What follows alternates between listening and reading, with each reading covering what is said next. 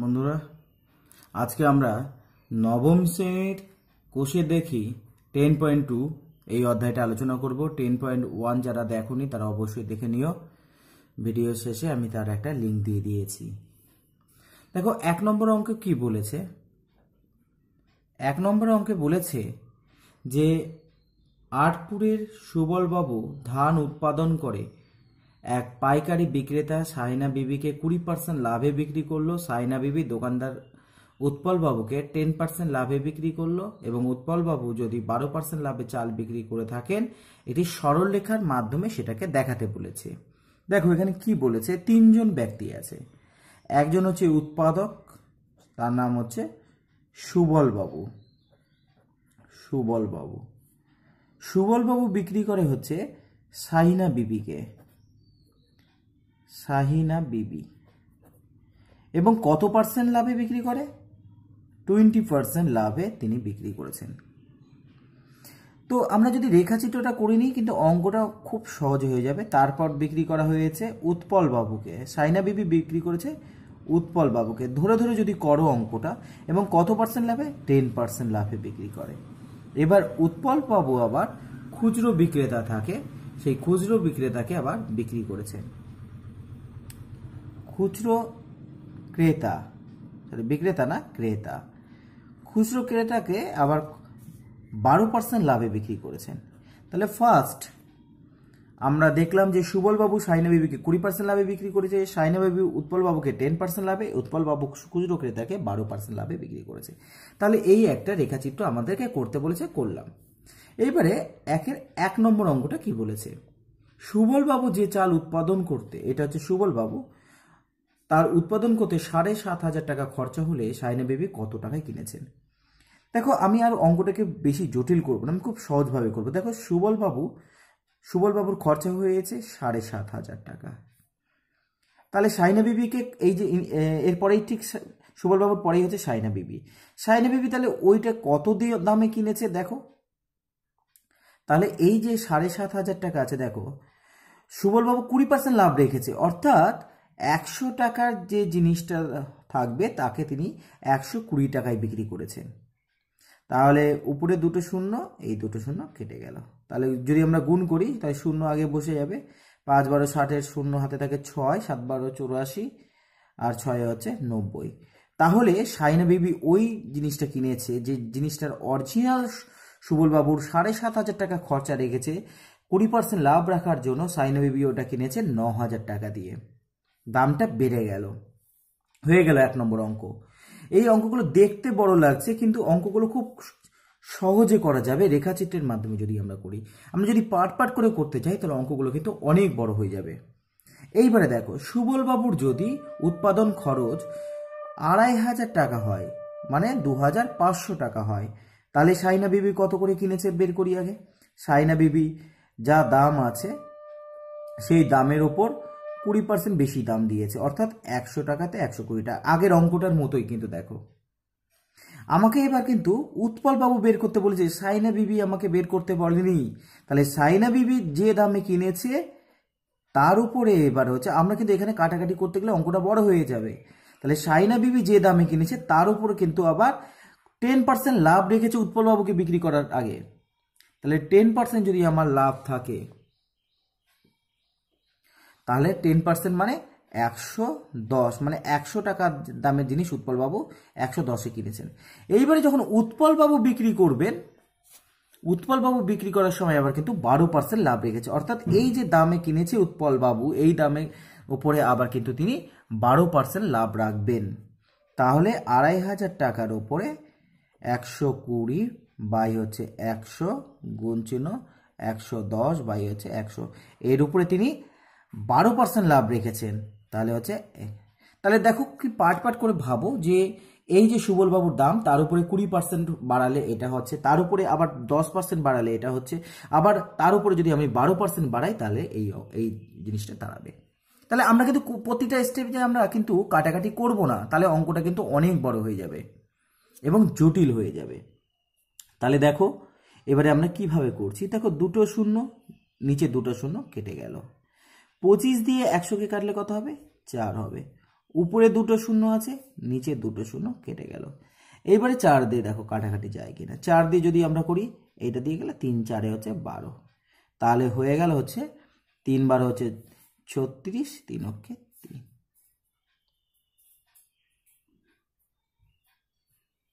আর তার সাথে হচ্ছে 11কে গুণ, তাহলে 6 11 66, 6 হাতে থাকে 6, 33 চতুর্বাদী 37 39, 39 9 হাতে থাকে 3, 33 চতুর্বাদী 36। তাহলে দেখো ক্যালকুলেশন করে দাঁড়ালো হচ্ছে এত টাকা। কিছুই না, আমরা যে পার্সেন্টেজগুলো আমাকে বলে দিয়েছি সেই পার্সেন্টেজগুলোকে গুণ করলাম। এবার 3 নম্বর অঙ্কটা দেখি, এখানেই করে নিচ্ছি 3 নম্বর অঙ্কটা। দেখো 3 নম্বর অঙ্কে কি বলেছিল, উৎপলবাবু আমাদের যে দামে, উৎপলবাবু আমরা চলে যাই, এই উৎপলবাবু আমাদের যে দামে চাল বিক্রি করেন, সুবলবাবু সেই দামে সরাসরি চাল বিক্রি করলে সুবলবাবুর কত টাকা লাভ হতো। দেখো সুবলবাবু কত দামে বিক্রি করেছে আমাকে আগে বের করে নিতে হবে। সুবলবাবু দেখো 2500 টাকা দামের জিনিস, 2500 টাকা ওর ছিল, এবং এইটা হচ্ছে সুবলবাবু। এইবারে উৎপলবাবু কোনটা, দেখো এইটা হচ্ছে উৎপলবাবু, এটা হচ্ছে উৎপলবাবুর হচ্ছে বিক্রিত দাম। আচ্ছা, সরাসরি যদি চাল বিক্রি করেন সুবলবাবু শতকরা কত টাকা লাভ হবে। ও তাহলে সুবলবাবুর বিক্রি চালের দাম হচ্ছে 2500 টাকা, সেই চালটাই আবার দেখো বিক্রি হয়েছে 3696 টাকায়। তাহলে এই যে সুবলবাবু 2500 টাকা দামের জিনিসটাকে যদি ও ডাইরেক্ট নিজে বিক্রি করত, তাহলে কত টাকা লাভ হতো। এত টাকায় তাহলে লাভ হতো, এত টাকায় লাভ হতো, তাহলে বিয়োগ করে দাও 2500, তাহলে এটাকে যদি আমরা বিয়োগ করি তাহলে দাঁড়াবে হচ্ছে 1196 টাকা। দেখো যদি সুবলবাবু এতগুলো হাত পরিবর্তন না করতো, সুবলবাবু যদি ডাইরেক্ট ক্রেতাকে বিক্রি করতো, সুবলবাবুর 2500 টাকা দামের জিনিসটাই লাস্টে গিয়ে দাম হচ্ছে 3696 টাকা, কিন্তু সুবলবাবু যদি এটা নিজে বিক্রি করতেন তাহলে এই টাকাতে তার লাভ হতো কিন্তু 1196 টাকা। তাহলে 1 টাকাতে তার লাভ কত হতো, 1 টাকায় লাভ 1196 বাই হচ্ছে 2500 টাকা। শতকরা লাভ বলেছে, মানে 100 টাকায় তার লাভ কত হয়, তাহলে 1196 গুণ চিহ্ন হচ্ছে 100 বাই হচ্ছে 2500, তাহলে এই দুটো শূন্য কেটে যাবে। তাহলে উপরে থাকলো হচ্ছে 1196 আর নিচে থাকলো হচ্ছে 25। তাহলে আমরা একটা ছোট করে ভাগটা করে নিই, 25 দিয়ে 1196কে ভাগ করে দাও, 4 25 হচ্ছে 100, 19 নামবে 6, 7 25 হচ্ছে 175, তাহলে 1 2, তাহলে দাঁড়াচ্ছে হচ্ছে 47 21 আর নিচে হচ্ছে 25। তাহলে শতকরা লাভ কিন্তু 47% একটু বেশি হতো। তাহলে যেখানে এখন লাভ হচ্ছে সুবলবাবুর মাত্র 20%, সেখানে যদি সুবলবাবু ডাইরেক্ট যদি হলো খুচরো বিক্রেতাকে বিক্রি করতে পারতেন তাহলে কিন্তু 47%-এর একটু বেশি তার কিন্তু লাভ থাকতো। আশা করি তোমরা 1 নম্বর অঙ্কটা বুঝতে পেরেছো। 2 নম্বর অঙ্কটা আরো সহজ। দেখো 2 নম্বর অঙ্কটা কি বলেছে, কোনো এক বাজারে পাটের ব্যাগ বিক্রয়ের সময় উৎপাদনকারী, পাইকারি বিক্রেতা, খুচরো বিক্রেতা। এখানে সহজ বললাম এই জন্য কারণ এখানে মাত্র 3 জন আছে। তাহলে ফার্স্ট হচ্ছে উৎপাদনকারী মানে যে জিনিসটা তৈরি করছে, সেখান থেকে চলে যাবে পাইকারির কাছে, পাইকারি ব্যবসায়ী যারা থাকবে তার কাছে যাবে, তারপরে যাবে খুচরো বিক্রেতা, তারপরে চলে যাবে হচ্ছে ক্রেতার কাছে, শেষে ক্রেতা কিনবে। আচ্ছা, এবার দেখো এখানে লাভ হচ্ছে 15%, 1 নম্বর অঙ্কটার মতোই। তারপরে জন লাভ রাখছে 20%, তারপরের জন্য লাভ রাখছে হচ্ছে 25%। দেখো এই হচ্ছে অঙ্কটা। এইবারে আমাকে যেটা করতে হবে, যে ফার্স্ট 1 নম্বর অঙ্কটা বলেছে কি, যদি ক্রেতা 138 টাকায় জিনিস কেনেন, ক্রেতা কিনেছে 138 টাকা। আচ্ছা, তাহলে এই ধরনের অঙ্ক কি করব, তাহলে ধরি উৎপাদন খরচ চেয়েছি, উৎপাদন খরচ যেটাকে জানতে চেয়েছি সেটাকে ধরি উৎপাদন খরচ। উৎপাদন খরচ হচ্ছে x টাকা। দেখো কি একটা লাইনে অঙ্কটা করে দিব। দেখো যে উৎপাদনকারী এর আগের অঙ্কটার মতো দেখো 15% লাভ রেখেছে, মানে 100 টাকার জিনিস ও 115 টাকায় বিক্রি হয়েছে। যে দামটা হবে তার উপরে আবার 20% লাভ রাখবে পাইকারি, তাহলে 120। তারপরে রাখবে 25% লাভ, তাহলে 100 উপরে হচ্ছে 125, এবং টোটাল যে দামটা দাঁড়ালো সেটা হচ্ছে 138 টাকা। দেখো এক লাইনে অঙ্কটা হয়ে গেল। তাহলে এবার যদি আমরা একটু কাটাকাটি করে দিই সহজ হয়ে যাবে। তাহলে 25 দিয়ে কাটো, 5 25 100, এই 5 25 125, 4 25 100। এইবারে 20 দিয়ে কাটো, 6 20 120, 5 20 100, এই 5 আর এই 5 কেটে গেল। তারপরে 5 দিয়ে কাটো, 5 দুগুণে 10, 11 1 3 5 15, 5 দিয়ে কাটো, 5 দুগুণে 10 0। 23 দিয়ে একে কাটো, তাহলে কত হবে 6, আর এই 6 আর এই 6 কেটে গেল। তাহলে কি দাঁড়ালো আমার x সমান সমান তাহলে 4 20 80, 80টা তাহলে এই একের সাথে গুণ হবে, তাহলে জিনিসটার দাম ছিল হচ্ছে 80 টাকা। দেখো এক লাইনে আমার কিন্তু অঙ্কটা হয়ে যাবে। তোমরা যদি পার্ট পার্ট করে করতে চাও অনেক সময় তোমাদের কিন্তু লেগে যাবে। এবার দেখো 2 নম্বর অঙ্ক কি বলেছে, যে ব্যাগের খরচ 140 টাকা সেই ব্যাগ ক্রেতা কি দামে কিনবে। আচ্ছা, এবার যেটা 140 টাকা দাম, আমি এই নিয়মেই করব। এক্স এর জায়গায় 100, মানে আমাকে বলে দিয়েছে খরচ বলে দিয়েছে, এখানে এক্স ধরার কোনো ব্যাপার নাই, 140 টাকা খরচ বলে দিয়েছে। তাহলে এর উপরে কত বাড়বে, 15% প্রথমে বাড়বে, মানে 100/115, তারপরে বাড়বে 20%, মানে 120/100, তারপরে বাড়বে 25%, 125/100। দেখো এক লাইনে আমার অঙ্কটা হয়ে গেল। এটাই হচ্ছে উত্তর হবে। দেখো 25 দিয়ে কাটো, 5 25 125, 4 25 100, উপরে দুটো শূন্য, নিচে দুটো শূন্য কেটে গেল। 5 দিয়ে যদি কাটি, 5 দুগুণে 10 0, 4 দিয়ে কাটো, 3 4 কিন্তু 12। তারপরে আমরা যদি 5 দিয়ে কাটি আবার, 5 দুগুণে 10 11 1 3 5 15, 5 দিয়ে কাটো 4 5 20, 2 দিয়ে কাটো 2 দুগুণে 4, 7 দুগুণে হচ্ছে 14। তাহলে এই সংখ্যাটা দাঁড়ালো কত, 3 7 21, আর এখানে 23কে গুণ করে দাও তাহলে হয়ে যাবে। তাহলে এখানে দাঁড়ালো 3 7 21 আর 23, তাহলে 23 আর 21 গুণ, তাহলে 3 কে 3, 3 দুগুণে 6, 2 কে 2, 2 দুগুণে 4, তাহলে 3 6 2 8 4, তাহলে 483/2, তাহলে হচ্ছে 2 দুগুণে 4, 4 দুগুণে 8, 2 কে 2 3 1 5। তাহলে ওই জিনিসটা কিন্তু বিক্রি হবে, লাস্ট পর্যন্ত গিয়ে বিক্রি হবে 241.5, মানে 241 টাকা 50 পয়সাতে বিক্রি হবে। দেখো এক লাইনে অঙ্কটা হয়ে যাচ্ছে। তোমরা কিন্তু বড়, যেহেতু এটা অনেকগুলো অঙ্ক আছে তাই জন্য শর্টে অঙ্কগুলো করার চেষ্টা করবে। এবার 3 নম্বর অঙ্কটা দেখো। 3 নম্বর কি বলছে, খুচরো ব্যবসায়ী যে ব্যাগ 98 টাকায় কিনেছে সেই ব্যাগ কিনতে ক্রেতাকে কত টাকা দিতে হবে।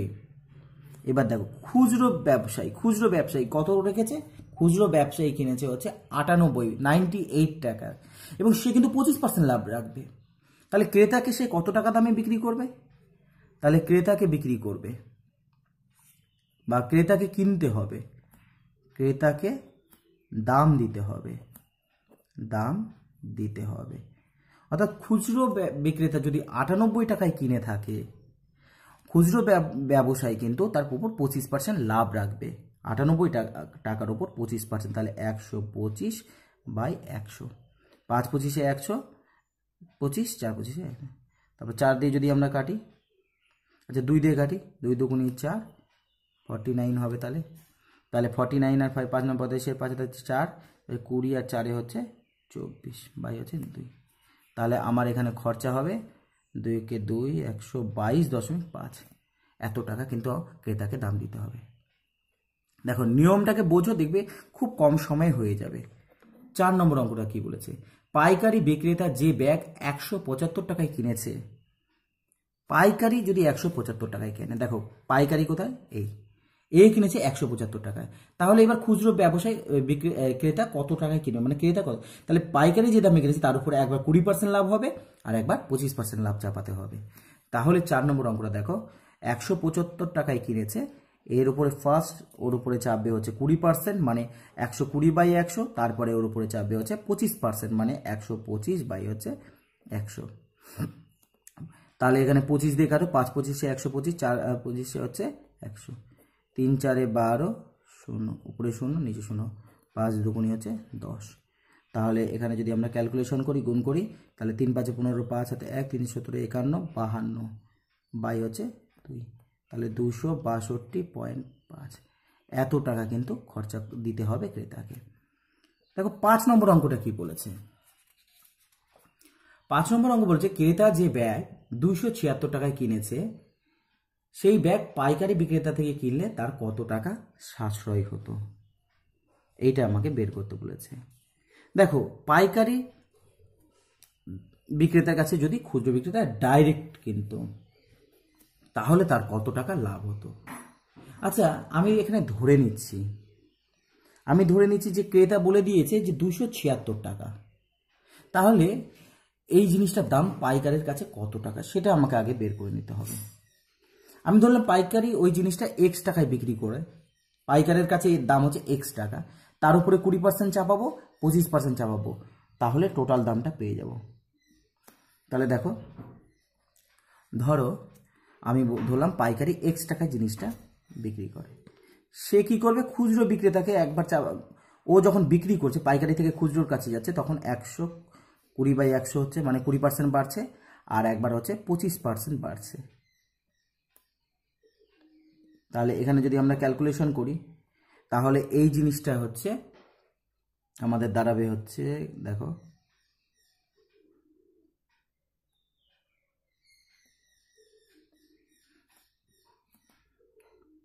এই জিনিসটার দাম দাঁড়াচ্ছে হচ্ছে 276 টাকা বলে দিয়েছে, 276 টাকা। তাহলে এবার আমরা ক্যালকুলেশনটা করে নিই, 5 দিয়ে কাটো, 5 25 125, 4 25 হচ্ছে 100, 3 4 12, 0 এই 0 0 কেটে গেল, 5 দুগুণি হচ্ছে 10, 3 দিয়ে যাবে এটা, 3 8 24 যাচ্ছে না, তাহলে অর x সমান সমান আমার দাঁড়াচ্ছে হচ্ছে 276 করলে তাহলে হচ্ছে 552 বাই হচ্ছে 3, মানে হচ্ছে 184 টাকা দাম হচ্ছে।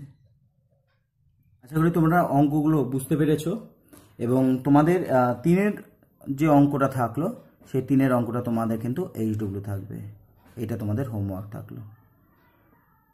আচ্ছা এরপরে তোমাদের সবে 4 নম্বরের অঙ্কগুলো শুরু করি।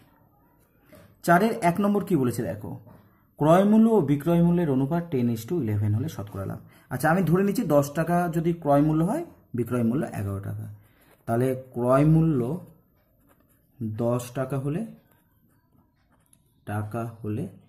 বিক্রয় মূল্য তোমার হচ্ছে 11 টাকা, তাহলে বিক্রয় মূল্য হচ্ছে 11 টাকা। তাহলে দেখো 10 টাকা জিনিসটা 11 টাকা বিক্রি হচ্ছে, তাহলে 10 টাকায় লাভ, 10 টাকায় লাভ, তাহলে 11 মাইনাস 10 মানে হচ্ছে 1 টাকা, তাহলে 1 টাকায় লাভ 1/10, 100 টাকায় শতকরা বলেছে তাই জন্য 100 টাকায় লাভ আমাকে বের করতে হবে 10, তাহলে হচ্ছে 10% লাভ হবে, তাহলে তার লাভ হচ্ছে 10%। 2 নম্বর অঙ্কটা দেখো কি বলেছে। 2 নম্বর অঙ্কে বলেছে একটি বই 40 টাকায় কিনে 60 টাকা যদি বিক্রি করলে লাভ কত।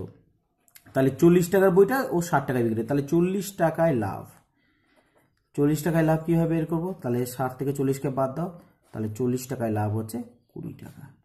তাহলে 1 টাকায় লাভ হবে কত, তাহলে 20/40 টাকা। 100 টাকায় লাভ কত হবে, তাহলে 20 গুণ চিহ্ন 100 বাই হচ্ছে 40, তাহলে 20 দুগুণি 40, তাহলে হচ্ছে 50%, তাহলে তার লাভ হবে 50% লাভ হয়েছে। 3 নম্বর অঙ্ক বলেছে যে একটি জামা 360 টাকায় বিক্রি করে 10% ক্ষতি হলো, তাহলে 360 টাকায় ওর হচ্ছে বিক্রি করেছে, অর্থাৎ তার ক্ষতি হয়েছে, অর্থাৎ 100 টাকা দামের জিনিসটাকে ও 90 টাকাতে বিক্রি করেছে। তাহলে উপরে একটা শূন্য নিচে একটা শূন্য কেটে গেল, 4 9 36, তাহলে জামাটির অরিজিনাল দাম হচ্ছে 400 টাকা। 4 নম্বর অঙ্কটা দেখো কি বলেছে। 4 নম্বর অঙ্ক বলেছে সময় মতো ইলেকট্রিক বিল জমা দিলে 15% ছাড় পাওয়া যায়। তাহলে 15 টাকা ছাড় হলে বিল 100 টাকা, 15 টাকা ছাড় হলে বিল হচ্ছে 100 টাকা। 1 টাকা ছাড় হলে তাহলে বিল হবে 100/15 টাকা। তাহলে কত টাকা ছাড় পেয়েছে? 54, মানে 54 টাকা ছাড় পেয়েছে। তাহলে বিল কত হবে? তাহলে 54/50। কাটাকাটি করে নাও, তাহলে দেখবে 5 দিয়ে কাটি, 5 20 100, 5 দিয়ে 3 5 3 18 54। তাহলে বিদ্যুতের বিল ছিল 360 টাকা। 5 নম্বর অঙ্কটা দেখো কি বলছে, এক খুচরো বিক্রেতা ধার্য মূল্যের উপর 20% ছাড় দিয়ে একটি ওষুধ বিক্রি করলো, ধার্য মূল্য উপর কত টাকা তার লাভ হলো? দেখো 20% দিয়েছে ধার্য মূল্য, দেখো 100 টাকার ওষুধ, তাহলে 20% ছাড় দিয়েছে, মানে 100 টাকার ওষুধ 80 টাকায় বিক্রি করেছে। 100 টাকার ঔষধের মানে বিক্রেতার যে বিক্রি করছে তার ক্রয় মূল্য, মানে সে 20% ছাড়ে কিনেছে 80 টাকা, কিন্তু সেই ওষুধ বিক্রেতা যখন বিক্রি করবে ওষুধ তখন কিন্তু 100 টাকার দামেই বিক্রি করছে। তাহলে 100 টাকার ওষুধ ও 80 টাকায় কিনলো, কিন্তু যখন ও বিক্রি করতে যাচ্ছে নিজে তখন কিন্তু সেটা 100 টাকাতেই বিক্রি করছে, অর্থাৎ 80 টাকায় লাভ 20 টাকা। 80 টাকায় লাভ হচ্ছে তাহলে 100 - 80 মানে হচ্ছে 20 টাকা। তাহলে 1 টাকাতে তার লাভ হবে হচ্ছে 20/80 টাকা। তাহলে শতকরা বলেছে, তাহলে 100 টাকায় তার লাভ কত? তাহলে 20 × 100/80, 4 × 20 80, 4 × 25 100। তাহলে তার লাভ হচ্ছে 25% লাভ থাকবে। দেখো 5-এর 1 নম্বর অঙ্কটা কি বলেছে, ক্রয় মূল্যের উপর 20% লাভ হলে বিক্রয় মূল্যের উপর কত? আচ্ছা, ক্রয় মূল্যের উপর বলেছে, তাই না? তাহলে ক্রয় মূল্যটাকে ধরে নাও, ক্রয় মূল্য ধরে নিচ্ছি, যার উপর বলবে সেটাকে ধরে নিতে হবে। তাহলে ক্রয় মূল্য ধরে নিচ্ছি 100 টাকা, যেটার উপর বলবে সেটাকে আমাকে ধরে নিতে হবে। ক্রয় মূল্যের উপর 20% লাভ, তাহলে ক্রয় মূল্য ধরে নিলাম 100 টাকা, তার উপর তাহলে বিক্রয় মূল্য কত? সেই ক্ষেত্রে হচ্ছে বিক্রয় মূল্য দাঁড়াবে হচ্ছে 20% লাভ হয়েছে মানে 120 টাকা।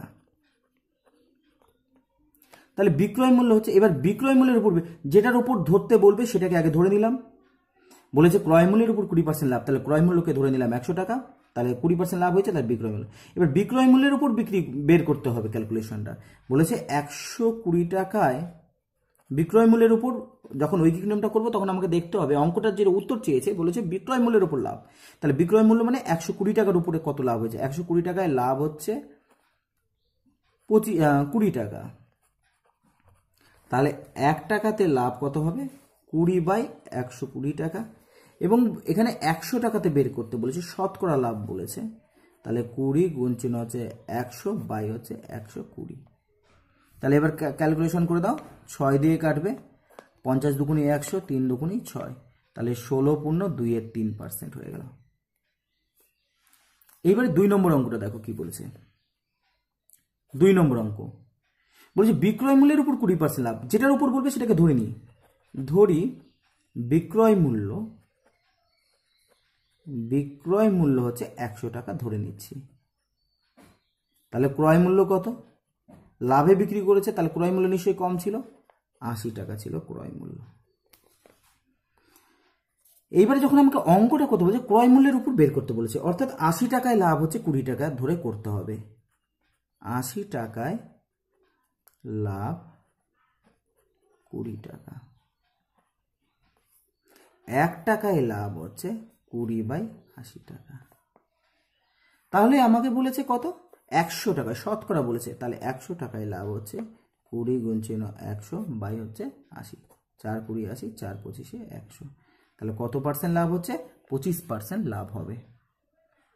আচ্ছা 3 নম্বর অঙ্কটা দেখো, খুব সহজে করা যাবে। 3 নম্বর বলছে 110টি আমের বিক্রি করে 120টি আমের মূল্য। আমি ধরে নিচ্ছি এক একটা আমের দাম 1 টাকা, ধরি প্রতিটি আমের দাম 1 টাকা, প্রতিটি আমের দাম 1 টাকা ধরে নিচ্ছি। এক্স ধরে করাটাই ভালো, তো আমি 1 ধরে করছি।